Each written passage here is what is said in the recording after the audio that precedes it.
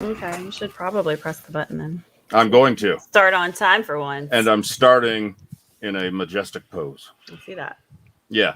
It's because I learned today that you're more likely to get hired and get an employer's attention if you do basically the Superman pose, which, Lindsay, of all people, you should understand that. I should actually, and I can train you because you're not doing it right. I am doing it right. How am I not doing it right? You're sticking your chest out too much. No, you're supposed to stick your check out. Yeah, you're supposed to. That's what it says. Know, but it's got to be like a little more subtle than that. No. You just look weird. No, you're being weird. Devon, good or not? I mean, I'm not the superhero expert, but, like you said, Lindsay should know. So, I mean, I got to go with Lindsay. You say I should know, and then I try to tell you, and then you say what's that? What's that? I can't hear either of you. What's that? Oh, what happened to your microphone? You're acting like a villain, not a superhero. Good. All right, good. Like I could have an employer watching me right now. It's like, ooh, I don't know if I should hire Mo, and then you just completely ruined it for me. It's that I don't think that would. I think he really would hire you because you're fun and you're a good worker and you got a good work ethic, not because of how you puff out your chest. Yeah, no, we're just babbling at this point while Devon's Who playing is he charades. Talking to? Yeah, you doing charades right now? Look at that. Dante would hire me because I have a cool goblin shirt. Okay, yeah. I mean, okay, I guess. And then Kyle's telling Devon to get the table. Yeah, just get the table. I always do, brother. He's like, I always do. I do. That's my job. But doing it for years. Episode 85 of Table Talk. 85. Yeah. And already starting to make some plans for episode 100, which is obviously a couple months away still, but we're slowly making those plans. I'm Mo Lightning. Lindsay to my left. How are you? I'm doing great. Excellent. And then the WWE Hall of Fame, Devon Dudley. How are you? I'm good. I'm starting to make moves for that 100th episode. You are? I already got 3 lined up. All right. It's going to be a jam-packed show. Hopefully. Yep. Fingers crossed. A very big surprise. Oh. Yeah. So it should be a good time. Of course, we have SHAYNA BASZLER, Queen of Spades, former NXT champion, former women's tag team champion, going to be on the show, joining us probably about halfway through the program. So stay tuned for that. Your questions, your comments, your everything, very much welcome. So if you want to start submitting your questions now for SHAYNA, please do so. We can do just that. With that said, what's new in your world, Devon? How's travel life? Travel life was great. SummerSlam was phenomenal. Oh, yeah. I loved SummerSlam. It felt like a WrestleMania feel. It had a WrestleMania feel to it. I mean, it was really cool. There was only one match that I wasn't too happy about, but I'll keep that to myself. But other than that, I thought the whole show was great. And what did you have control of, so to speak? What did you produce? It was the Rey Mysterio Uso match, which I've been working with those guys from the start of their rivalry, and it's been really good, man. It really was. It was really good. Awesome. Yeah, I really had a good time with those guys. Anytime that I work with the Usos and the Mysterios, I usually have a good time with those guys. It was really cool. Awesome. And the crowd was I don't mean to interrupt. The crowd was electrifying. They were off the chart. I never experienced anything like that in Vegas before. Usually Vegas, because there's so much going on, that whenever you try to, have an event in Vegas, the people just aren't there. They're either burnt out, they're not there, they're somewhere else at some type of other show or what have you. But they came out for SummerSlam. Nice. And they came out ready. It was a hell of a weekend for wrestling fans of any sort. No matter what project you watch, something got you excited over the last weekend. Vegas is exciting. Lindsay is going to experience Vegas for the first time, I believe, here later this year, right? Am I? Oh, no, I'm not actually. I wish I was. I'm sorry. It got canceled like recently. Oh, okay. Well, never mind then. Sorry. Vegas is a really boring place anyway. No, you don't really want I to go want there. To go. We're trying to do a GoFundMe like for Table Talk, tour to Vegas, and just keep sending that money, guys. Start sending it. I cannot be a part of that. So. I put this question on screen a moment ago. I do want to get an answer out of you. Any fun Vegas stories from the last pay-per-view trip? No, nothing really interesting. Nothing really worth talking about. The only thing I got to say is I took $20. I put it in the slot machine. I was up 20 on that. I was up 20 on that. And then, little by little, the machine took it back. Little by little. Next thing you know, I was in a negative. I was under the 20 that I originally put in there. I think I was at 15. I said, nah, I'm out of here. And then went to one of the shops in MGM. Okay. And it was probably the worst salad I think I've ever had. Oh, no. Usually when you buy those pre-made salads that are put up there, it's usually pretty good. Yeah. It was probably the worst. It was soggy. It was nasty. That's why if you just don't eat salads, then you don't have to worry about it. This is true. That is true. But if I don't eat salads, I won't fit in my suit. You need those salads. Stay in shape. Royal Rumble 2022. Mm-hmm. Listen, I'm not fighting the Royal Rumble 22, but I don't think that's going to happen. I don't think Vince is going to allow me in the Royal Rumble. Not with that attitude. Well, no, but I've been positive for a long time and nothing comes up. I can't even get Vince to bring back the Reverend Devon character. Don't ask, just go out there.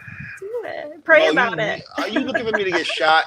That's exactly what's going to happen if I do something like that. Just talk to R-Truth, your good buddy R-Truth, and say, hey, fake an injury while you're going up the ramp. Nobody's going to know what's going on. And then all of a sudden, Devon comes. I was going to say running out, but more of a comfortable fast walk out to the ring. I did picture, and I spoke to Alexa Bliss on this.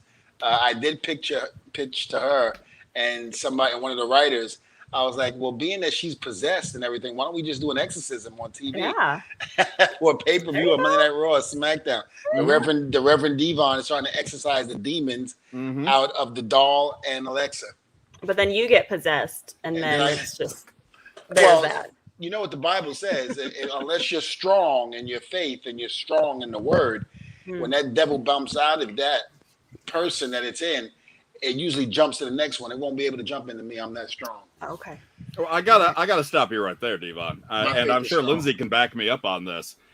When I suggested this many shows ago for you to do an exorcist gimmick with Bray Wyatt, who also had this gimmick, you're like, no, we can't do that.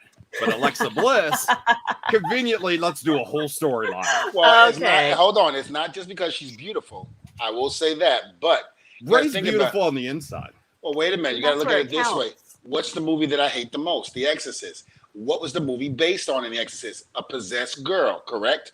A possessed 12-year-old girl named Reagan McNeely, which was played by Linda Blair and Elaine Dietz. Mm-hmm. Wow. So thank you. Wow.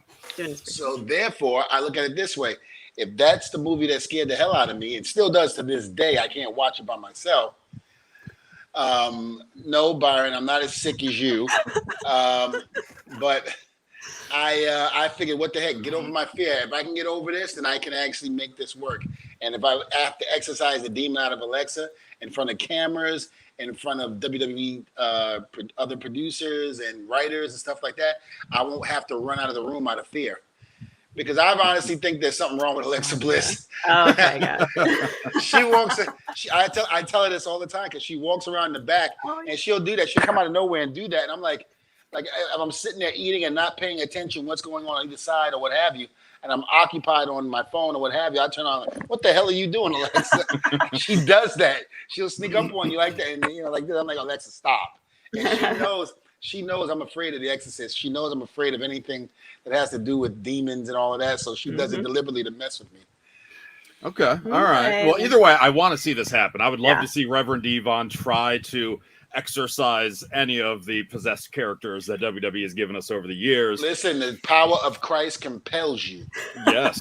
Yeah. And now let me ask you this. This is a follow-up to something that we talked about a couple weeks ago on the show. Talking to Vince McMahon, pitching Vince McMahon ideas. you've pitched the idea, said you didn't get too far, but you and Alexa are talking. Like, does it actually work if you get more people behind the idea?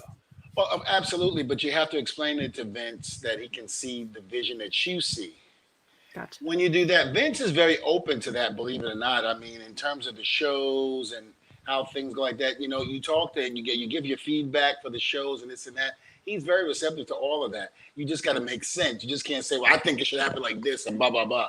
You know, like you hear some of these people on the internet talking about, why the hell would they do that and blah, blah, blah. They should have did this. And there's no backup to that. Like, okay, why should they have done this? Why? What makes you think this would have worked? And it's like they don't have an answer. They just want to see what they want to see. And that's it. They don't think about A, B, C, and D. They think about A, D, B, C. They jump all over. That's how I say my alphabet.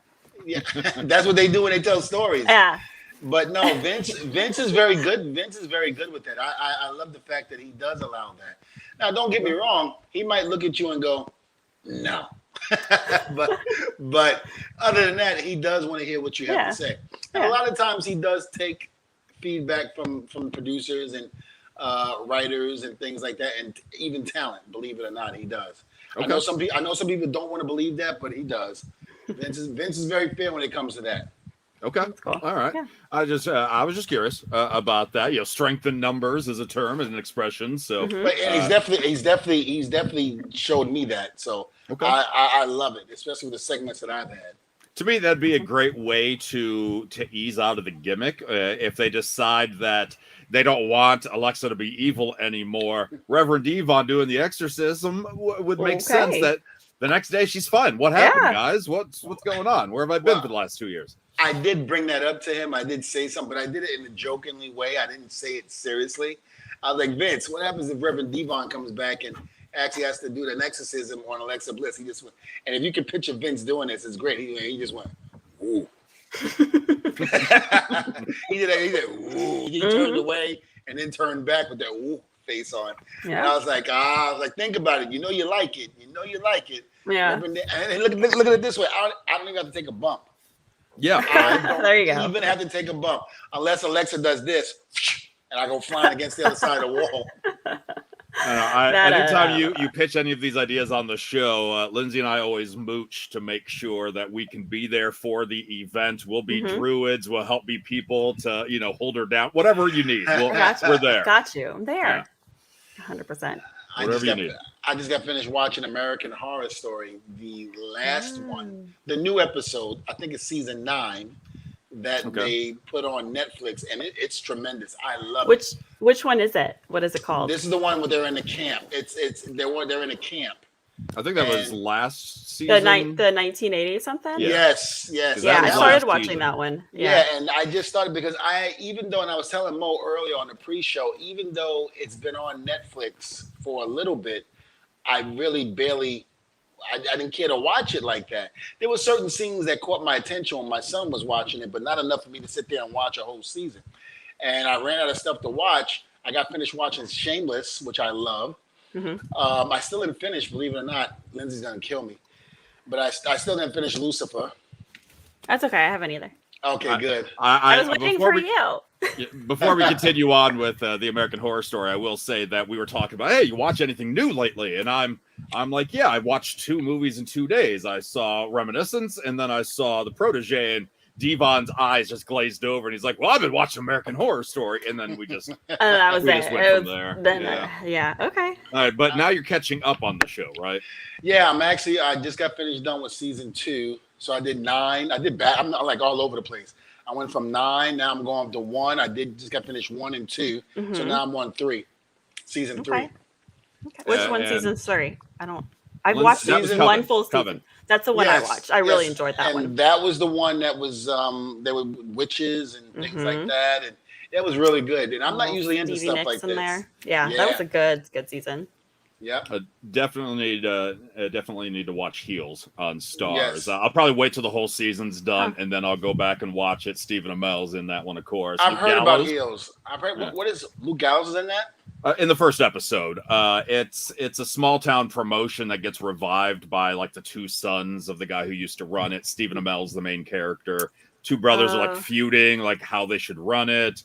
CM Punk has a reoccurring role in that one, and I'm sure probably a lot of other wrestlers will make cameos in it too. So awesome, except for me. You can't take a bump. Forgot about that.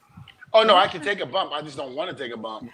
But you will for the You're already being a prima donna with your not taking a bump, green M&Ms, you know. I actually like green M&Ms, thank you.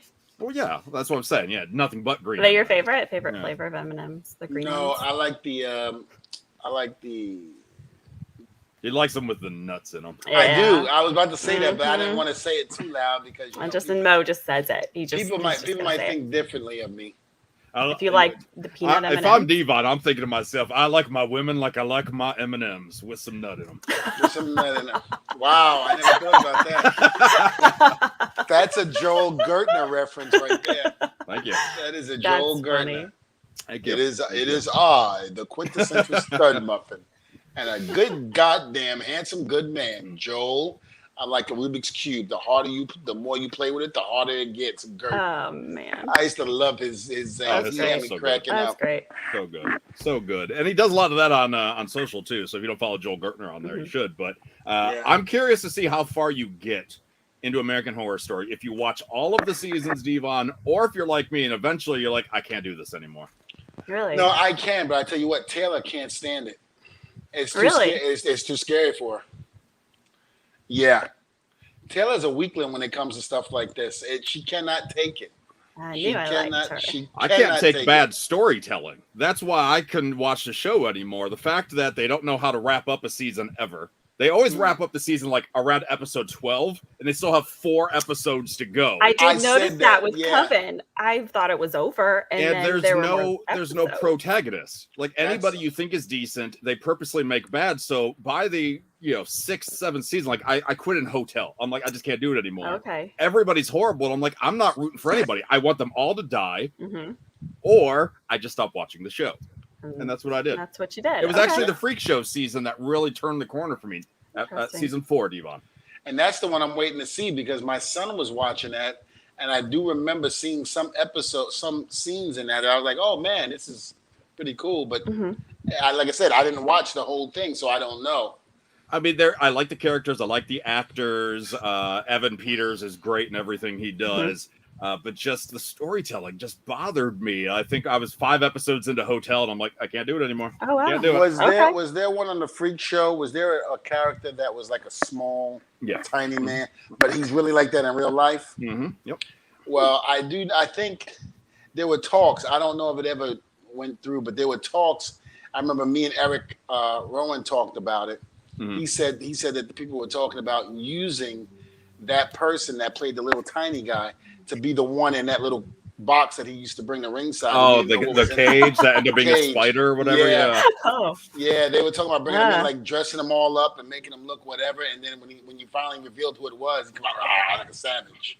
Oh my gosh. Okay, I would have been down for that. I'd have been down for that. I thought they were going to do that, but they didn't. They went a different direction. Yeah. But then even though they could have did it great. And you and I both know there would have been some jerk out there that'd be like, "Oh, this is horrible. They shouldn't have did that." And that's why I'm just like in Pulp Fiction with the briefcase. I think they did great. Hotel is the worst season. Oh, great. So you're still seasons away. Don't worry about it. Yeah, but when I do get to it, I'm gonna be like this. Oh, they said it was boring. I'm gonna watch it like this. No, I didn't say boring. I just. You're gonna love that one because Lady Gaga's in that season, and you're gonna be like, "Ooh, Lady Gaga." Not a bit. I tell you who I am a bit. Listen, I'm not afraid to tell you this. I discussed this on the pre-show that I am a huge fan of Lizzo. Angela Lansbury. No. The knobs and broomsticks. No, Jessica Lange. Yeah.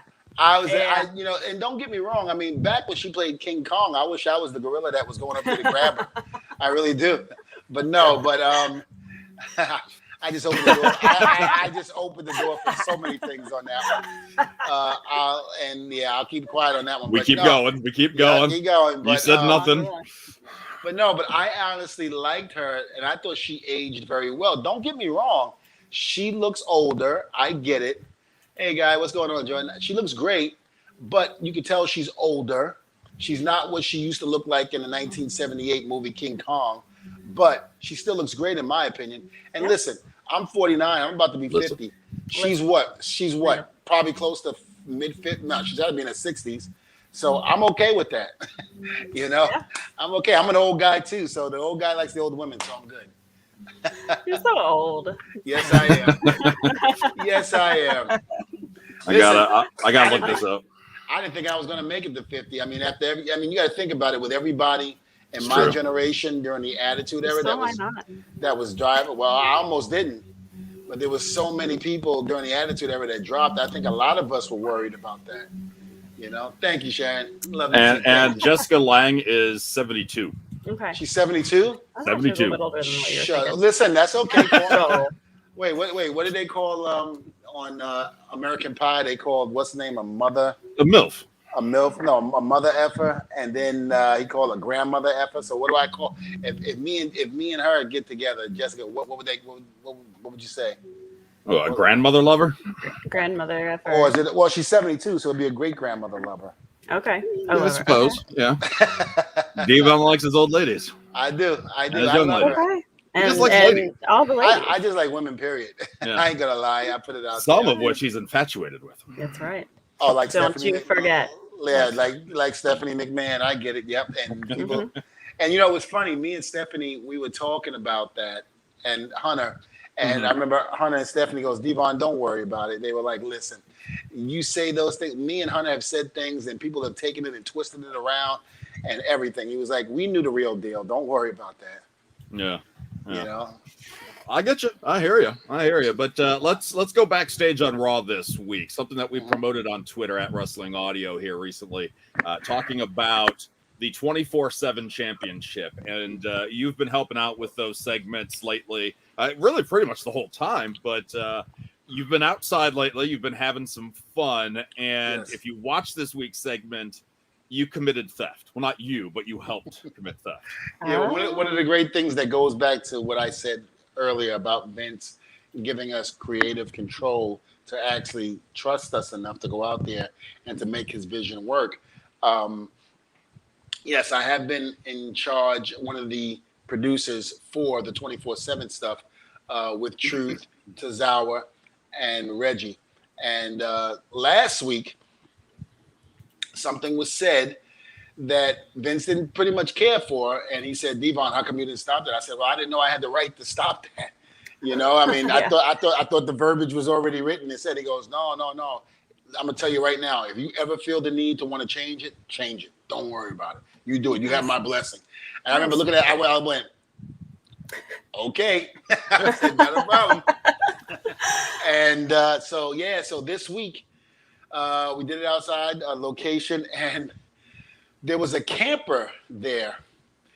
And the camper was like on the side of it. Now, you can't really tell the person to leave because it's I don't know if you want, what do they say? It's we're the WWE. Get out. Yeah, get out. You can't say that. You know who I am.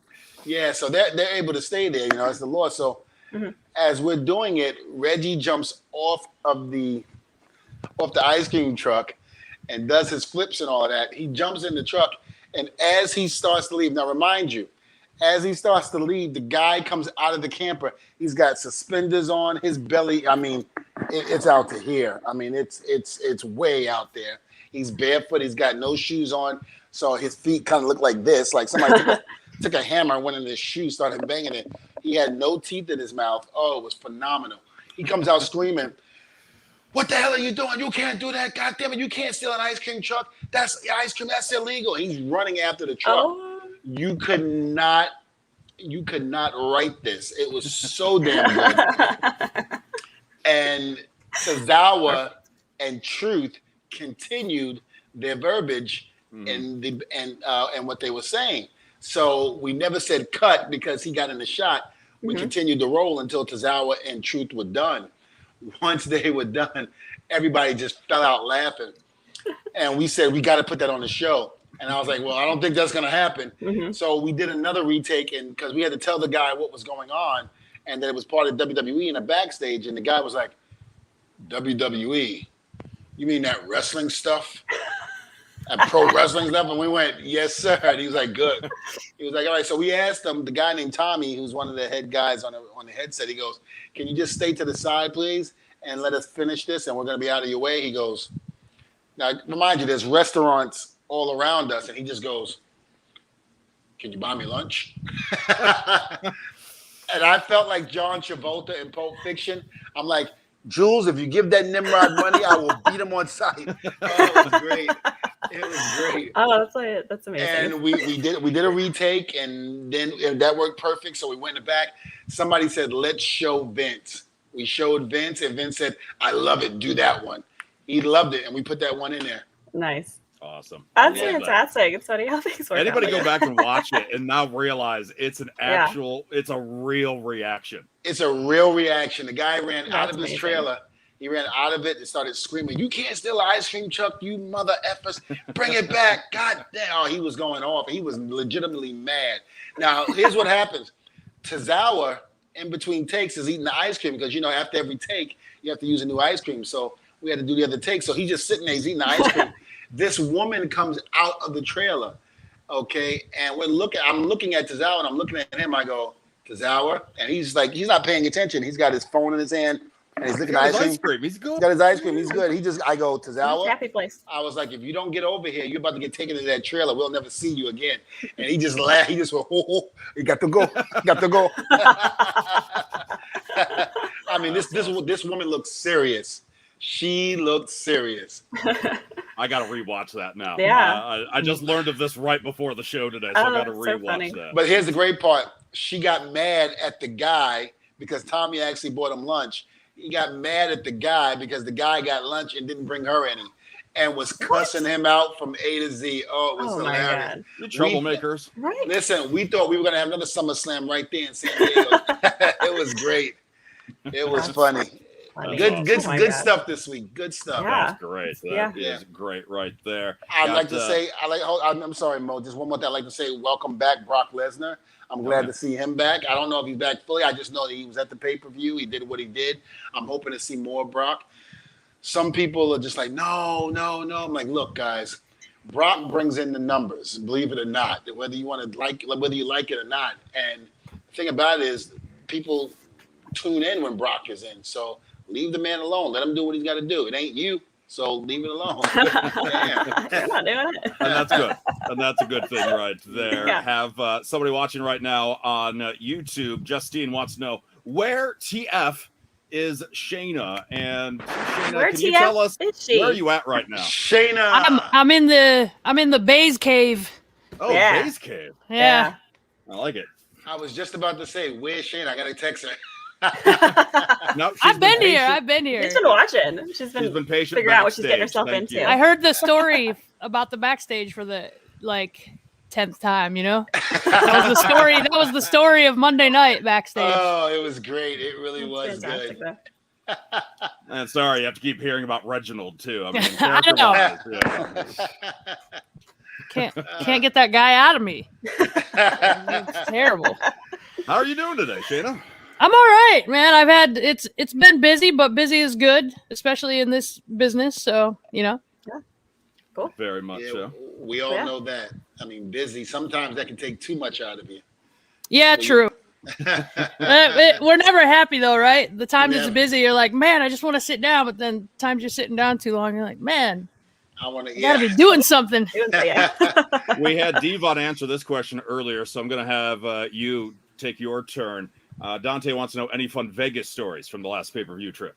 Well, I wasn't in Vegas for SummerSlam, but being from the fight world, and I used to live in LA for a few years, I've had plenty of times in Vegas. Nice.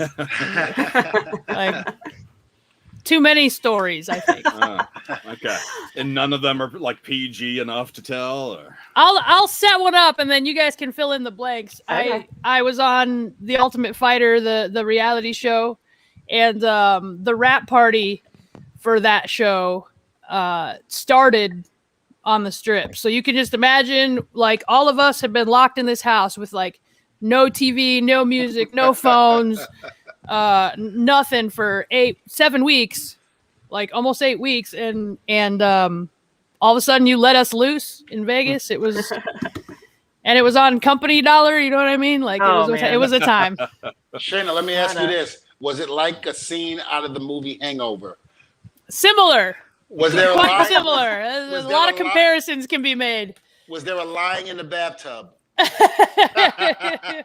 And was Mike that you Tyson, remember? And was you know Mike what? Tyson, Yeah, I was just about to say there's a lot of the night that I don't remember, so it's I wouldn't surprise me. It wouldn't surprise me to hear. Well, did you wake up and Mike Tyson was playing the piano? That didn't happen, but that you remember. That I remember.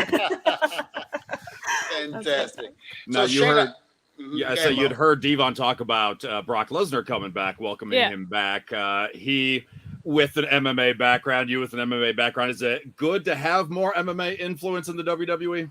Well, I come from a very like old school style of training and ring style and upbringing, even in the pro wrestling sense. And so I've always been a fan of bringing legitimacy and realism. I think that can always help. I mean, I don't know how far we're allowed to go into this on this, but like everybody knows the secret about pro wrestling, right? It's not, it's not a secret anymore, but I think like it's also not a secret that Chris Angel is not cutting that woman in half on stage. You know what I mean? But like if you go and he does it well, you come away from that going, he had to have cut that woman in half.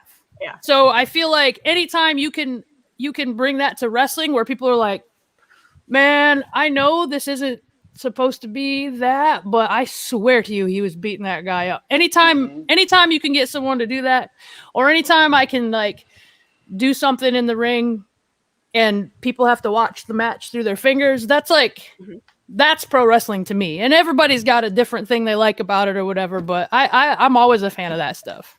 Well, I think over the years, there's been some people that have kind of exposed the business in how they wrestled. And what I mean by that is they didn't do it very well. So, so he's being nice. He's being nice. I'm being nice about it. Some people, but I look at it like you said. You like to have them people putting their hands in front of their face, going, "Oh my God, is that?" And I think we lost that somewhat over the years. But people like Shayna and the new generation of women that coming into WWE, they're bringing that back where, you go, oh my God, I can't believe she took that hit. Oh my God, I can't believe she did that. And I'm loving it right now. I mean, we're really putting a lot of realism. So when people say, oh, what we do is fake, get in the ring. I dare you. Get in the ring. Anybody that wants to say that can get in the ring with me. And I'll I believe it. I think it. I get it. My money would be on Shayna. I tell you that. And it was funny. It was great because I think last week me and Shayna. I mean, we've known her. I've known Shayna since she's come to the company. But I think 2 weeks ago, Shayna, you and I at Raw, we actually was talking because we were waiting for other people talking. That's when I asked her to be on the show. But I really got to know Shayna. And I was just like, man, I was like, I'd love to have her on the show because Shayna can really bring a lot, to the show and really help us understand the difference between the MMA world and pro wrestling, and why is so many MMA guys and women trying to come over to our side. Can you answer that? I think it's so like this could be a whole podcast in itself, but I think there's several things.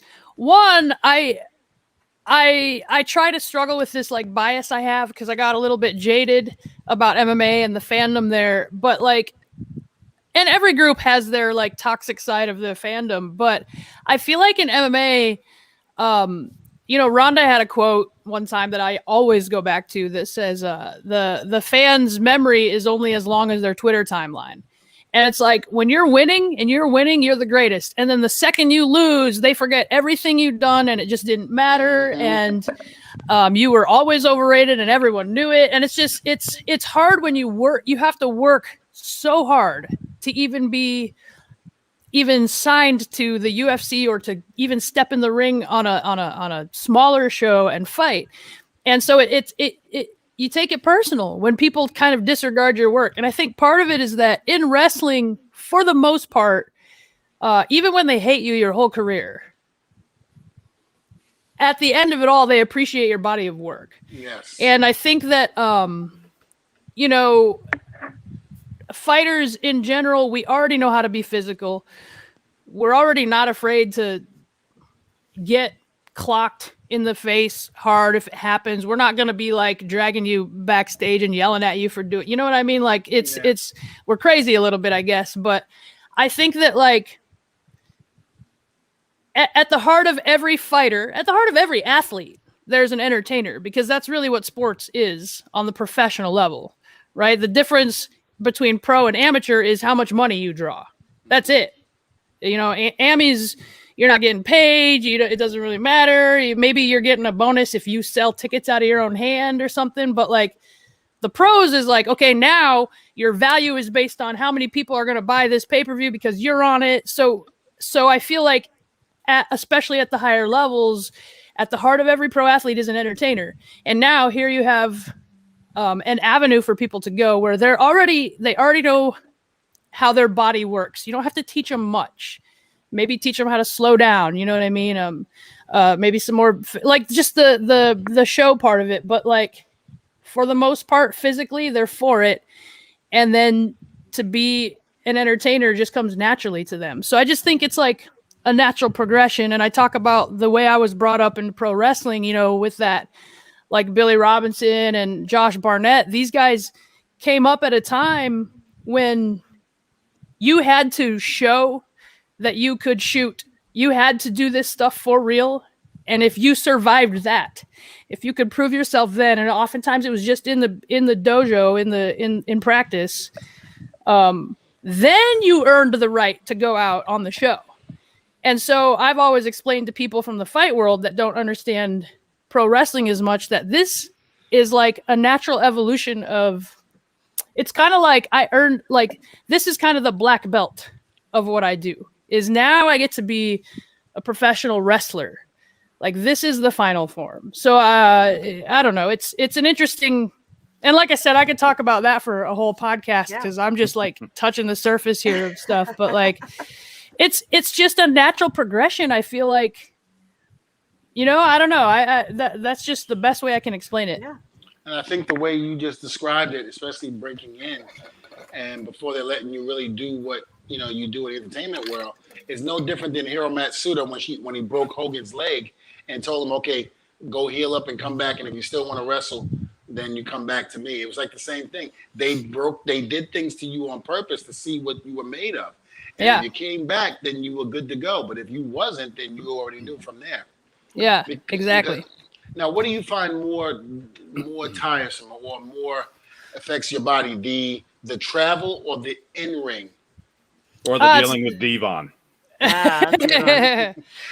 Imagine if I'm traveling alongside Devon. Oh no! Listen. Don't let Shayna. Don't let her fool you. She loves me. Don't let her fool you.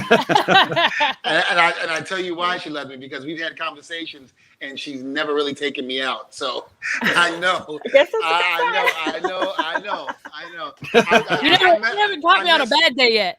Yeah, every time I mess with Shayna all the time backstage, I'm like, come on, I grab you. I'm like, what you gonna do? What you gonna do? She goes, what you gonna do? I'm like, nothing. I'm just gonna sit here and talk shit. I don't think I mess with her. And when you attempt to move, I'm running that way while you run this way.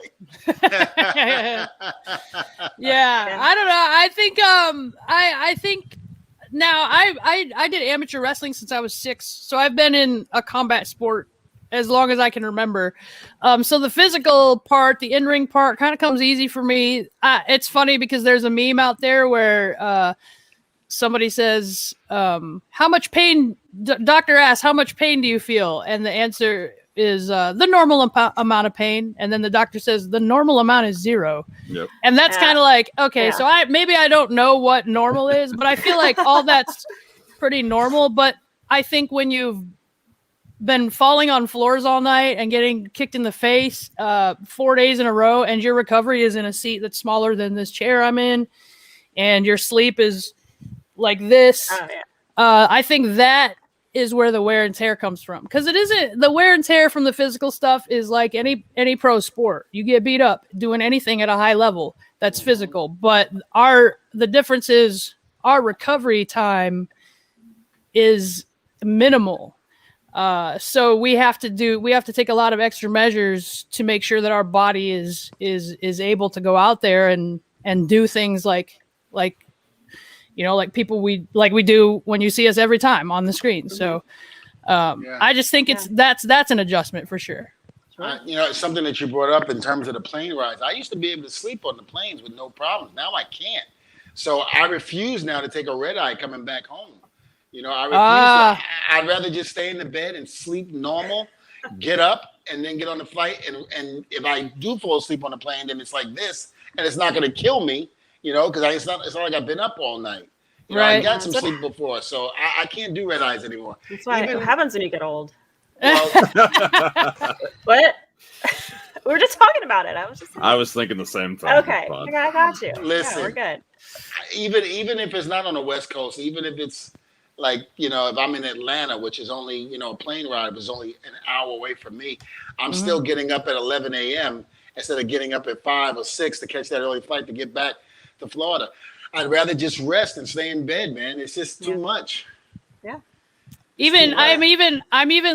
I'm just now finally getting to it ain't the age, it's the miles, right? So I'm finally getting to the point where even the hotel bed sometimes I'm like that I don't know, there's something about the plane and the noise. I'm able to fall asleep. I think when I was flying to the military bases, I learned to sleep on a helicopter. I can sleep that, but for some reason, man, it's in the hotel room and it's not my bed and it's not my pillow. It's hard for me to fall asleep. Right. I don't know. It's not my spot. I agree. I'd rather burn the candle at both ends when I'm on the road and just get home. Then I can there you go. Figure it out. Yeah. Well, I know that we have a lot of fan questions coming in, so we're going to get to that in a moment. Do it. Lindsay, is there anything you wanted to ask before we go into fan questions? Absolutely. Tell us about what it's like being a woman in WWE right now. Getting more main events, more TV time. Yeah, obviously right now is the best time it's ever been in the WWE for women, in comparison to the history. And that's no knock on the talent that was there. It was just the way things were. I know there's a lot of women from the beginning till now that would have loved to been doing what we do now. I am so thankful the way it is now, because the truth of the matter is I'm very aware, and I always say stuff like this and people roll their eyes and no, but I am aware that the look that I have is not a look that would have been able to be at any other time but now. The look, the character, it only works right now. I could have never been, everybody loves the Attitude Era. I would have never been in the WWE during that time. It just wasn't, you know what I mean? So I'm very grateful that I'm still able to be athletically at the top of my game, and I'm able to do this right now at this time. All that being said, I always say this, and this will probably be something that's said till the end of time. I always think there's room for more. I think the talent we have, there's no reason, when you look at the rosters of Raw and SmackDown, there is no reason that anyone should question who has, there's always this discussion, who has the best women's locker room, who has the best women's roster. If you look on paper at the list of names, there should never be a question. So I feel the more we're able to step up with the opportunities we do get, and the more we knock it out of the park, it'll open up more opportunity. It's a forever moving process. It's just the people that are in it right now have to be the ones to step up and knock it out so that more people can get in the spotlight and we can show everyone. So, it's awesome right now. Shayna, I gotta disagree with you. I think you would have fit in perfect in ECW. I think ECW. I think the style that you do from the MMA coming into our world, I think Paul Heyman would have had a field day with you. I think you either would have been up there with Rob Van Dam and Sabu, kicking ass, or you would have been helping me and Bubba put people through tables. Yeah, there you go. I honestly believe that. There's no way Paul would have let that go. there are some like all that being said, obviously ECW was the was the especially right as ECW started getting super popular, it was like the alternative place, right? So obviously, like I think, and if you look at Heyman's track record, he loves like my style of stuff with like Absolutely. Brock and Taz and like these guys. That's what Heyman's always been drawn to. But so yeah, there is something to be said about that, maybe. But yeah, I don't know. I would have loved to have had you as a Dudley. Oh my God. Yeah. Imagine. I think you would have fit great with our stable. Oh, God. Would have been awesome. Oh, it would have been great. I'd wear camo cargo pants and put people through tables. That's what I'm saying. You'd have been great. You'd have your own glasses with the tape around it. Yeah. Oh, and phenomenal. What would her name be if she were a Dudley? Oh, Shayna Dudley. Shayna Dudley. Okay. Shayna Okay. All right. Nice and simple. All right. Keep it simple. Sister Shayna Dudley. Okay. Sister Shayna Dudley. Sister Shayna Dudley. I like that. If there's a brother Devon, then there's got to be a sister. Yeah, true. I'll take it. All right, fan questions. Thank you so much for submitting here. We'll start with the same person who wondered where you were to begin with. Wants to know what your dream WrestleMania match is. Also wants you to marry her. Well, it's flattering whenever I get that. But I think my dream WrestleMania match, it's a funny story. So when this is like 2013, I first signed to the UFC and I broke my ankle. And so I had to back out of my debut. And it was like a real depressing time for me. Like I had to back out of my debut. I think like I had gone through a breakup, like the world was ending. You know what I mean? So Rhonda and the girls flew me out to California for what was supposed to be just 2 weeks. And I just never went back home. That's a whole nother story, but trips. Well, my flight got canceled, and then I was like, "Oh well." But I remember sitting with Rhonda and our coaches, some of our boxing coaches at the time, and we were at this big dinner. And she trained with this Armenian boxing team, and the Armenians are really like they get these big grand dinners, and everybody picks food off of these platters, and every time you take a drink, it's this grandiose toast. Like it's a big long toast. And I figured out that it's probably why they like are able to drink all night, because they take so long toasting that it's not like they're taking. But I remember like we were all at this dinner and I made this toast, and at the time I thought I was talking about the UFC, but I was like, Rhonda, you help me get my feet back and get back in it, and I want you to know that like the only way I know to pay you back is to give you the match that you deserve. And I want to be the one to do that for you. And at the time I was thinking like, this is MMA, but we've talked since and been like, what if our destiny was to have this in WWE at a WrestleMania? So I guess like to make that story come full circle, I'd have to say that. But, I'll fight whoever has the title at the time. If it comes down to it. Awesome. I remember when I first started seeing you, Shayna, with Rhonda in pictures and stuff like that. I remember there was one. I think it might have been right before me and Bubba came back. I saw you backstage with The Rock. I think it was the WrestleMania that he called Rhonda over the railing, and they went and did what they did with Hunter and. Yeah, and I remember seeing. I was like, damn. I was like, she looked like a legit badass talking about you, because I had already known who Rhonda was, but I didn't know who you were at the time. And then as time went on, I started seeing more pictures of you hanging out with Rhonda and things like that. So I remember me and Bubba returning back to WWE. We're in Los Angeles for the first time after being gone for 10 years. I forgot the name of the pay-per-view it was. But Rhonda, you and Rhonda were sitting ringside. And I remember coming out there, doing my thing. And I get up on the top rope and I raise my hand. I go, oh, shit, that's Shayna. I was like, oh, hey, how you doing? And when I see Rhonda and Shayna, I was like, hey, what's going on? I hadn't met Rhonda yet or you. So I'm like, hey, here it is. I'm marking out. I'm like, what's going on, guys? How you doing? And Shayna does like this. So then I was like, okay, cool. So we get in the match and we do the move, me and Bubba, where side slam, leg drop, where Bubba would pick the guy up into a slide slam and I go for a leg drop. Well, apparently I hit the wrong rope, but I do know that I got my bearings together and I hit the right rope. And when I hit the right rope, I went up to do the leg drop. Bubba sees me, and instead of going down with me, he decides to stay up. So he still has Kofi in midair. And I remember coming down, and I hear boo, boo. I hear you effed up, you effed up. And I'm embarrassed. I am embarrassed. And I'm cursing Bubba. Bubba's cursing me. I'm like, you son of a bitch. I was like, all you had to do was drop. Fuck that, you should have hit the right rope. I mean, we're both getting on each other.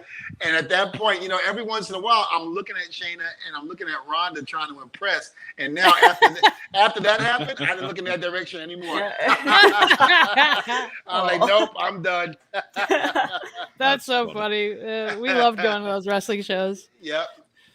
Got a question here from Prima. Wants to know if you could participate in the mixed match challenge. Who would be your partner?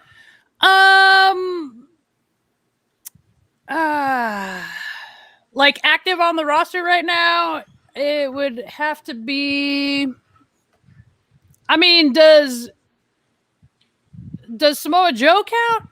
Yeah, even though he's at NXT, right? He's at NXT. I mean, I think Samoa Joe. I feel like So here's a funny story too. That'd be a badass duo right there. Yeah. This is a funny story. So I started wrestling. And I did some time like wrestling in Japan. I did the indie thing that everyone does and went to Japan and lived and wrestled there for a while and all that. And just because of the nature of my training and my coaches, I really paid attention a lot to the Japanese wrestling scene. Like that was, I don't know, that's just the way I came up. And so Minoru Suzuki is like one of my all-time favorite wrestlers. Still today. And so he comes out with a towel over his head like Taz, like a hood. And I remember thinking like, oh man, I want to do something that's kind of like him, but not exactly like him. So I'm gonna put the towel around me. I'm not gonna put it over my head. And then I was like, oh man, the sleeper, that's like what, like I can get to the back. Like in submission wrestling, shoot wrestling, I know all these tricky ways. That's going to be great. That'll be a great finisher for me. He uses it. I'll do. Okay, cool. And then I remember I signed and I was like, am I Samoa Joe? Like, did I just become, he wears a towel. He's got the, like, what? And so I went and told him the story and I was like, I want you to know, like, so I was at NXT for a while, but when I came up to Raw, that was like one of the first things I did was go up to him and go, I did not intentionally like copy everything that you did. But like, I'm sorry. I don't know. Like, and Joe's cool. He was like, yeah, don't worry about it. But it was funny, but it would have to probably be him. Cause I feel like, I don't know. There's like that kind of like aura that both of us could bring. That's pretty cool. Nice. I guess I would put people through a table with Devon too. Yes. Well, he's not active. Not right now. Devon, you could be our producer, and then we'd all be one. Listen, I would love to, exactly. And I can see Vince now. What the hell is Devon doing in my ring? Get his ass out of my ring. What the hell? I think we got time for one more fan question here. So this one from Jordan. When do we get a powerhouse match with you and Raquel? You know what? If you really dig somehow, if anybody knows, there's got to be some video footage of us putting together some bangers. So they're out there somewhere. And she, even since then, I've been on Raw for, like a year and a half now. And it's like, even from then, she has improved so much. And just her ring presence and obviously her pedigree now with like having held the title and her list of opponents. So I have no doubt, like we were putting bangers on before. I think we'd kill it. But you should know something. It doesn't matter how strong or how big someone is. They still need oxygen to go to their brain. Yep, absolutely. You and I talked about that last week. Yeah. No matter how big you are, if you're not ready, if you can't breathe, lights out. There's two places where if someone's bigger and stronger, you should go, and it's the neck and the ankle. everybody's got a bony ankle. Everybody needs oxygen. So those are the two equalizers. Yeah. I got this. Especially for girls. Like the truth is, guys are bigger and stronger, so we have to learn to be smarter and a little. Yeah. So now I know your strategy, because in that conversation that we had last week, I said, Shayna, I would love to roll around with you. Once November comes around, I would love to get in the ring with you and roll around with you. She goes, oh, absolutely. So now I know. Don't leave the ankle out. Protect the neck at all times, because if not, within the first 5 seconds, I'm gonna be tapping. Hey man, here's the thing: are you really gonna have a choice? That's the real trick. That's the real trick. He's not as quick as he used to be. No, not to mention a lot of brain cells. Not to mention, I'm not letting any pride step in my way here. The answer is I pray and hope that I could. There you go. Well, I got one question before we let you go. Who inspired you to be into pro wrestling? What was the one that, because we know Roddy Piper was one for Ronda. When we had her on the show, she was speaking of Piper. Who inspired you to want to be a pro wrestler? Well, if we're talking about wrestlers I looked up to growing up, I really think, like, I always liked Bubba Ray Dudley. No, I think like growing up, I was really into the thing that first got me into wrestling. I was so young, but when Hogan and Warrior wrestled for both titles, I remember it was the first time that I was sitting watching wrestling, because like Warrior wins and they're having this like I love you kind of moment after the match, and I remember being like, wait a second. This is not what I think it is. Like, I remember I was young, so I wasn't like verbalizing that, or like that's not the way. But I remember thinking like, okay, wait a second, and I started watching wrestling differently. But if we're talking about like me actually getting into the ring to like pursue, I have to say that it's Josh Barnett, because he was my coach at the time. He pro wrestled a lot in Japan. And if it wasn't, so like I'd always been a pro wrestling fan. I've always been a mark. I always am like getting made fun of in school because I like pro wrestling. You know what I mean?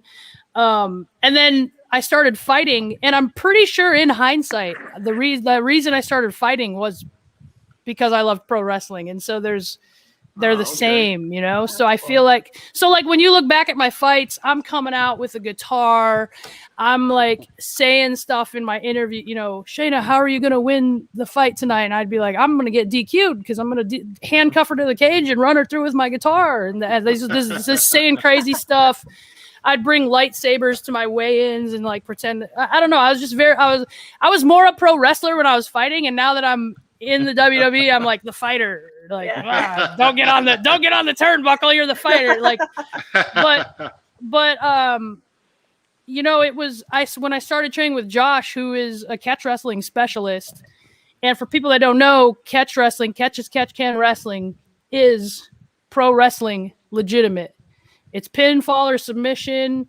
It's rope breaks, but it's all legit. And so I think I started learning catch wrestling for MMA, and he's the one that was like, hey, you know what you should do? Watch some pro wrestling matches, like watch on your laptop. When somebody has a submission you think is cool, it doesn't matter how crazy it is, pause it, turn the screen, see where you can find yourself in that. Like next time we're at practice, bring it up and I'll try. And he started making me realize, like, Brazilian Jiu-Jitsu, everybody does Brazilian Jiu-Jitsu. I did Brazilian Jiu-Jitsu.